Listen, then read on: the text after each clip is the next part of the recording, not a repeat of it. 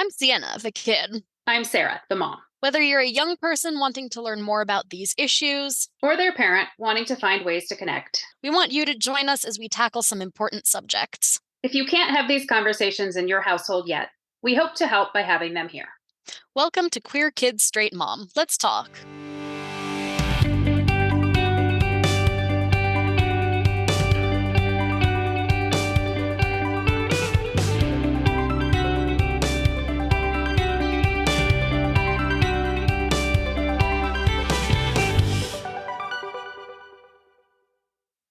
Welcome back to Queer Kids Straight Mom.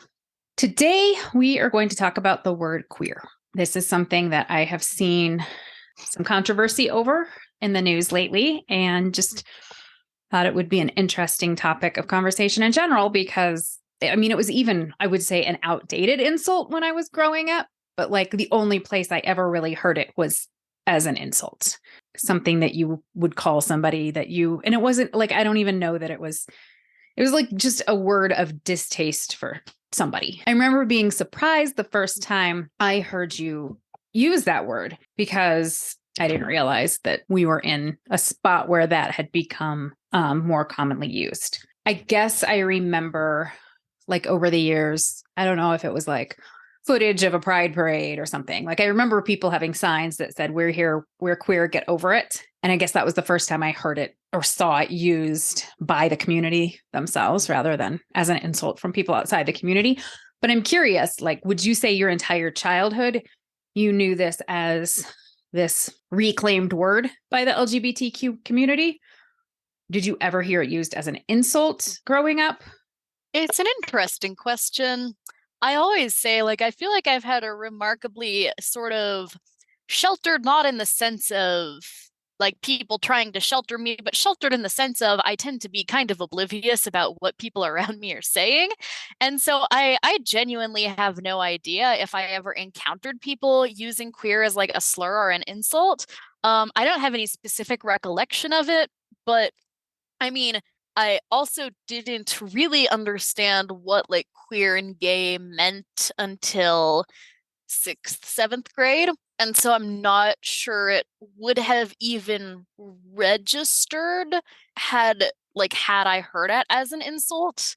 And then I think I went through a phase probably through middle school till my freshman year where I was like really sort of specific. Like I felt like I had to talk about queerness in like really sort of almost formal structured way, like not in a really kind of casual or slangy way, because at that point I think I had been like, oh well, people like to use gay or queer as an insult.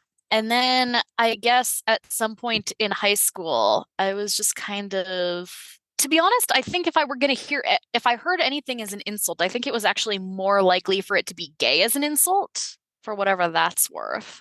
Which is probably true when I was a teenager too. Like, people really didn't use the word queer at all by the time I was a teenager, I would say. It was gay, like, ew, that's gay, Mm-hmm. usually for things that had nothing to do with human sexuality. Jeeps are gay. Exactly. I'll never forget that kid saying that. My friend and I being like, it's a car. It does not have a sexual identity. So it was an insult, I guess, originally coming from the fact that it means like odd or strange. And that was how people viewed anything that deviated from the sexual norm back in the day. But the LGBTQ community has reclaimed this word in the meantime. And my understanding is that it kind of came to be because it was a good umbrella word for all of these different identities that are included without having to like use a million different terms or letters or whatever it is. So I read up on this a little. There is a great history in the American Historian Journal, and I will post links to everything we reference here on our website, by Christina Handhart, who is a professor of American Studies at the University of Maryland. It was really interesting because I learned that the present use of this word came both from academic and activist sources, and they have very similar intentions, but like diverged in some interesting ways as well. So the academic queer theory, as I understand it, argued that homosexuality and heterosexuality are socially constructed and historically contextual, and that queer basically encompassed anything that strayed from the traditional societal definition of heterosexuality and kind of the ideals of straight marriage as well. Queer activism shared this concept, but also asked questions of whether race, nation, or political economy might also outline relevant norms. Was it a new identity, or did it evoke a new societal structure? Activists felt like the academic definition might be ignoring the intersection of race, gender, and class. Is this similar to your understanding of the evolution of this word? I suppose that's probably like a very academic understanding of the development and the origin of the word. And I guess my experience and my understanding of it is probably closer to the activist side, as well as I know, especially among some more radical queer circles, there tends to be a desire to reject the idea that a queer identity can be sort of packaged up and fit into a label, and the process of labeling things is viewed as sort of an extension of the dominant culture's desire to like define everything and make everything known and make it more palatable almost. Like, oh, I'm kind of confused by what's going on here. Oh, there's a specific word and a specific term and a specific definition I can apply to these people I think are kind of weird. Okay, that makes sense now. And so I think it in large part developed from a desire to not be sort of foxholed and made palatable in that way. So by using a word that's intentionally vague, this is trying to include more people without specifically defining people? Yeah, or like for me, in my experience as a non-binary person, I could, try to sort through labels and come up with a term that fits my gender identity and my sexual orientation perfectly. But to me, it's actually sort of counterintuitive to my experience of non-binariness to try to label it, because my experience of my gender is just sort of like be gone. And so it feels more natural for me to say just I'm non-binary or I'm genderqueer and just kind of leave it at that. And the same thing with sexual orientation. My relationship to attraction to different genders is very complicated, and it tends to fluctuate, and it tends to be dependent on context. And I mean, I've also been in a relationship with one person for the last 3 years now. And at that point, it becomes a whole nother question of trying to, sort through your attraction to other people when you're in a committed relationship with someone. And there are probably terms out there that I could find, but I also don't want to have to explain that to every single person I am explaining my relationship to or explaining my activism to. And another thing is that it's very important for me to not be labeled as like a lesbian, because that does not align with my gender identity. And so to me, it feels a lot more natural to just sort of have that entire experience and the way it interacts with each other or interacts with itself be queer, instead of all of these different component parts and complicated things that are going on. And there are some people for whom having labels is really helpful and helps find community and is comforting. And that's certainly, I'm not trying to cast aspersions on that at all, because I think that's also a valuable experience. But being able to just simply say, I'm queer is kind of its own kind of liberating. And for a lot of people, that's really helpful. Sorry, I've been going on for a long time here, but that reminded me of another thing, which is that honestly, there's a practical element here too, which is that, we started off with like, wow, there are lesbians and gays out there. That's interesting, lesbians and gays, and that's it. And then over the last, 100 years or so, we've really started to understand that the spectrum of sexuality and gender and attraction is a lot more complicated than, two or even three or four or five different labels. And so when you get to the point where you're trying to describe a community that's sort of defined by deviation from the social norm, it's just not practical anymore to try to keep adding letters. And, you try to solve that by adding a plus to the end of the LGBTQ acronym. But then that sort of makes some communities feel like they're not being seen by that acronym. And so from a practical perspective, I think it makes a lot more sense to have a word like queer that can sort of encompass all of that without highlighting or concealing different identities. So, and like I said, these two sources kind of the modern use of this word converged in a lot of ways. Because in that, I'm also hearing that academic use of basically anything that existed outside of traditional definitions of heterosexuality or the heterosexual family unit. So this is kind of a way of including everybody and not having to label yourself if it's too complicated. Have you ever had anybody say like, well, what does it mean that you're queer? Nobody's ever like needed specifics. No, I don't think so. I think if I ever end up talking about it, it's sort of from a mutual standpoint of we're having a conversation about the intricacies of gender and sexual orientation. I think other queer people probably recognize that you don't need to interrogate people's identities, or one would hope anyway. The queer people I try to surround myself with recognize that. And I suppose straight people tend to be more willing to just be like, okay, you're queer. All right, gotcha. Yeah. Whether that's out of like awkwardness or trying to be respectful or whatever, I don't tend to get that kind of questioning from straight people. Although there was one time in debate, like at a debate tournament, where I mentioned being genderqueer and some people were asking like what that meant, but I think that was more about the concept of non-binariness than anything else. So with the history of, especially in activism, with this queerness sort of involving the intersection of race and class, do you feel like as a white middle class queer person, do you think there's a sense that, at least from an activist point of view, this is more the territory of people of marginalized racial and class identities? Or do you feel like that's sort of an offshoot of it, but it's not a stratification within?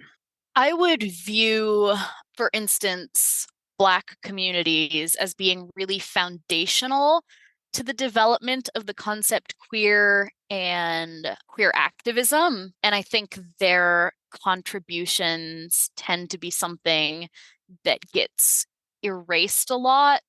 So I don't think you can really have a discussion of queerness or queer history without talking about the context and the contribution of racial minorities and people living in poverty and that kind of thing. I don't think it necessarily means that it's sort of exclusive in that sense. Although what I would say is, to me, anyone who calls themselves queer but isn't interested in sort of engaging with that history is fundamentally misinterpreting what the term queer is trying to do. I wonder if that's another division in people that are comfortable using the word queer, which leads me into that topic of the division and the controversy around the word. Like I said, I've been seeing this pop up in my news feeds recently. And for example, there was an op-ed in the New York Times last week by Pamela Paul called Let's Say Gay. In her opinion,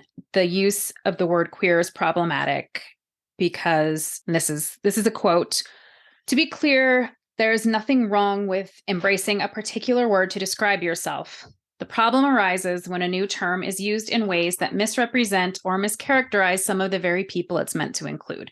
This is especially true when people in the population in question outright reject the fashionable term." She references a couple members of the LGBTQ community, the writers David Sedaris and James Kirchick, who object to the use of the word. Sedaris recently said on CBS News Sunday Morning, like the term Latinx, queer was started by some humanities professor and slowly gathered steam. Then well-meaning radio producers and magazine editors thought, well, I guess that's what they want to be called now. But I don't remember my vote being taken. And then the quote from Kerchick is, queerness is also self-consciously and purposefully marginal. Whereas the arc of the gay rights movement and the individual lives of most gay people has been a struggle against marginality. We want to be welcomed. We want to have equal rights. We want a place in our institutions. Thoughts? So there's a lot to unpack there.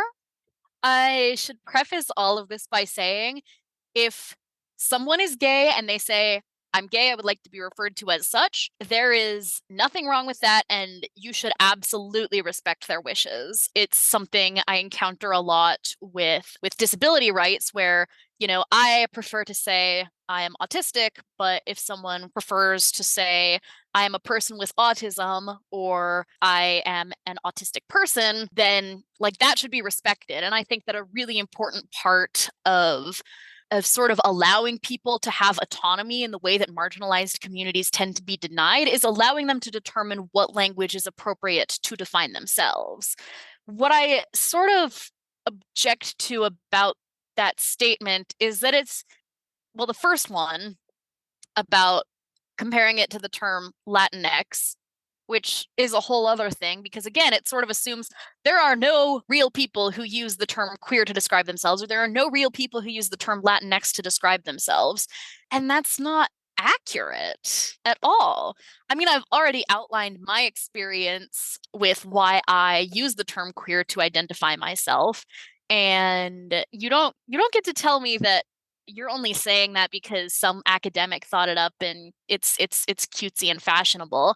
Like, no, there's a lot of thought that goes into my process and my understanding of myself that informs why I use the word queer. It's very intentional. And the same thing goes for the term Latinx. Like, if you're saying no one uses the term Latinx, well, what about non-binary Latinx people who need a term to describe themselves?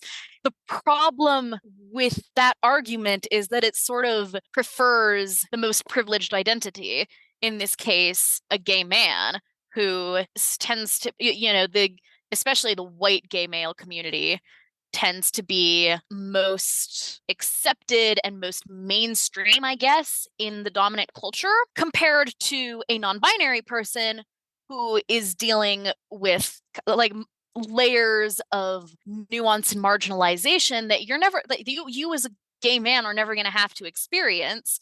And you don't get to tell me that just because your identity can be fit into the box of gay means that I can't use the term queer to describe myself. Like, that's a very privileged argument to make, in my opinion. And then regarding the second argument, I mean, it's kind of the same thing, right?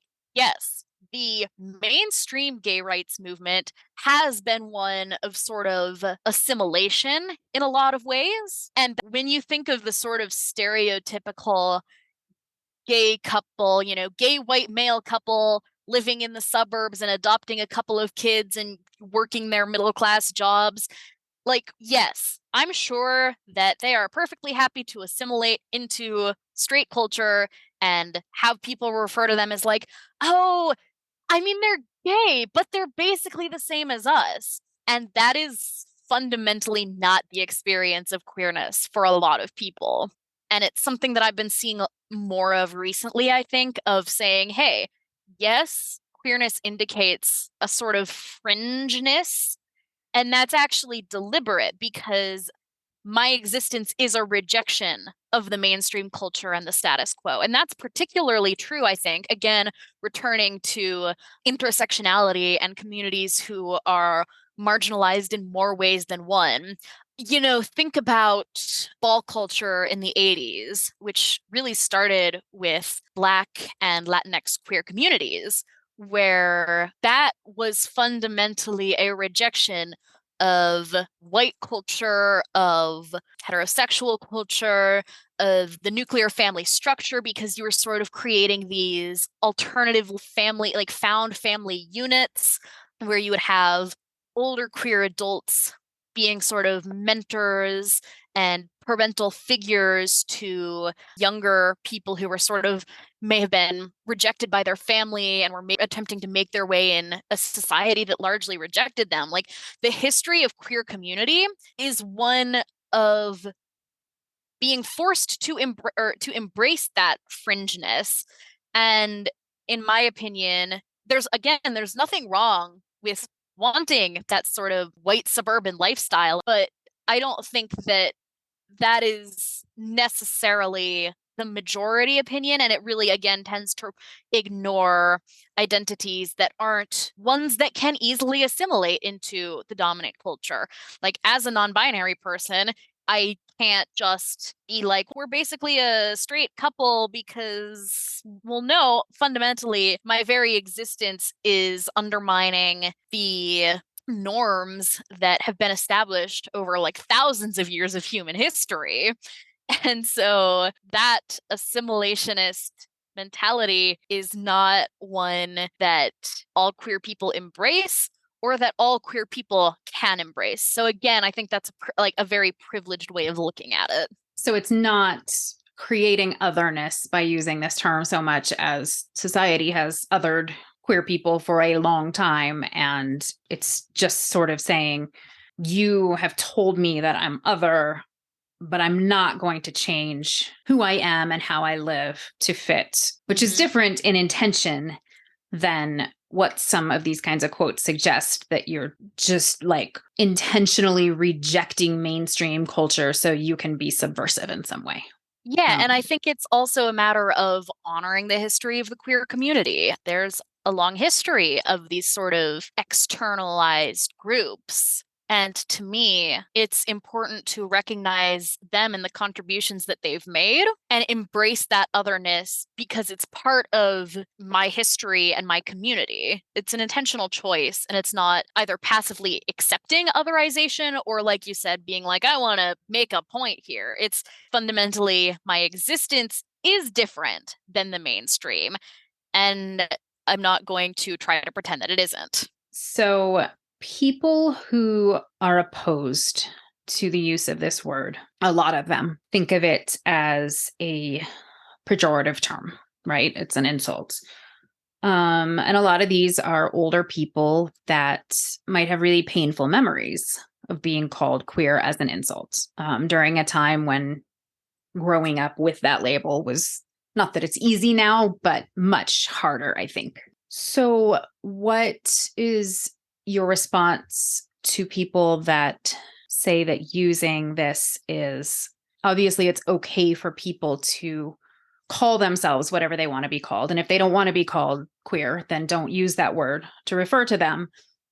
But what if just hearing it in common casual use is triggering or upsetting to people? How do you navigate that? I personally still sort of feel like we're at a point where, in most cases, I don't necessarily want to hear straight people using the term queer really casually if it's not someone that I'm sort of close to and we have an understanding in terms of how they're using it, because I don't think it's appropriate. It is still in that sort of point where this is not really your word to reclaim. And so I think, yeah, from that perspective, I think it's a word still mostly in large part for the queer community. And then also, I think it's just a matter of respect. And if you know that there's someone in a space who is not comfortable with the term being used, respect that. Honestly, yeah, a huge part of this whole language thing that people like to act like it's so controversial, a huge part of it is just like asking people what language they prefer and then respecting that. And people act like it's this huge, terrible, tricky thing, and fundamentally no, it's just a matter of being respectful of what you know people prefer. And if you use the term queer and someone says, hey, I'm not comfortable with that word being applied to me or in general, respect that, because it's really not that hard to just respect someone's wishes, especially, again, like you were saying, there are a lot of older adults who endured a lot growing up. And again, as a matter of sort of honoring our community, it is important to respect like the history that words can have. And I don't really know how to explain it, but just be respectful of what the people around you ask, please. Related to that, one of the issues that comes up is the media using this term. I also found a really interesting NPR piece, which I will also link to. But, apparently there's even varying level of comfort among NPR journalists in using this term. And they had this conversation about it. And Jason DeRose, the Western Bureau chief and senior editor who oversees NPR's LGBTQ plus reporting, said that it's really often a generational issue, that younger people are more comfortable using it and a lot of the older people find it problematic. But so how about media? Because that's not a situation where you can ask whoever's listening to the radio, how do you feel about me using this term? Is it better just to steer clear, even if you're a reporter who's part of the community and that is how you refer to yourself and people you know? So to me, in headlines, it's probably best to, for the time being, say LGBT plus or LGBTQ plus, since that tends to be a sort of more broadly accepted title. And there's also a distinction to me in terms of like the publishing institution, right? Like, sure, the New York Times has queer journalists, but the New York Times is fundamentally not a queer institution. So there's also a sort of distinction to me if you're a publication that deliberately like is by the queer community for the queer community. And then I would also say that it can be tempting to overgeneralize. But when you're talking about like specific details, you also shouldn't be afraid to refer to individual people or a particular community that's being targeted by something or whatever it may be by the label that is most specific and most appropriate. So if you are talking about Brandi Carlile, you can be like, gay singer and songwriter Brandi Carlile. And it's a matter of also just being specific and referring to people the way that they like to be referred to. And that specificity can also help clear up some of the confusion about what language to use. Any other comments or insights you have on this? Not really. I mean, I guess just the sort of main couple of rules to me, summarizing what we've gone over, is first and foremost, let people refer to themselves and refer to those people the way that they want to be referred to. Like, that's sort of the golden rule here, in my opinion. Is just respect what people want.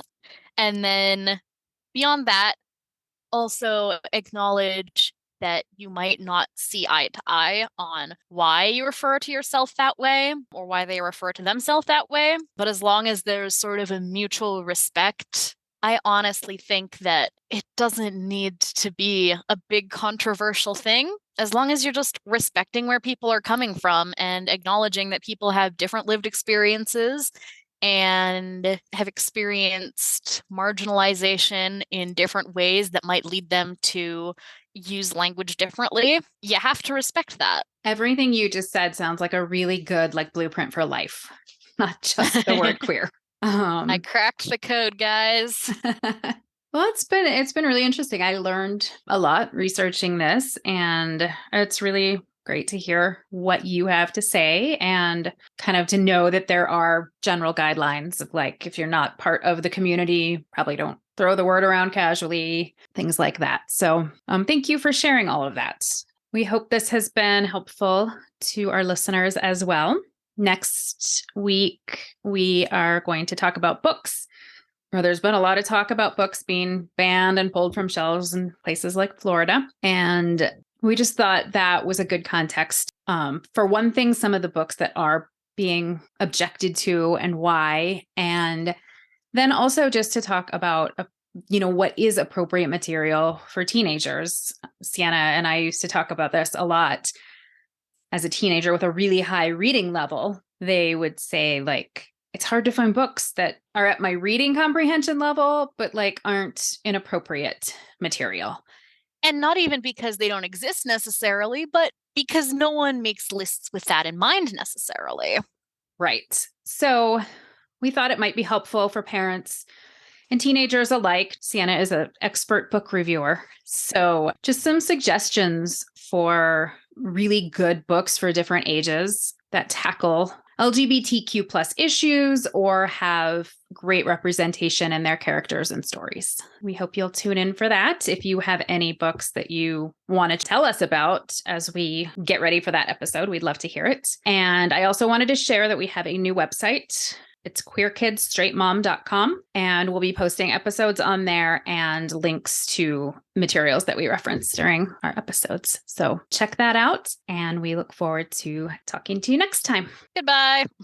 All right. If you would like to hear more from us, follow us on Instagram at queerkid.straightmom, Facebook at queerkid, straightmom, Twitter at queerkidstraightmom. That's straight, that is spelled STR8.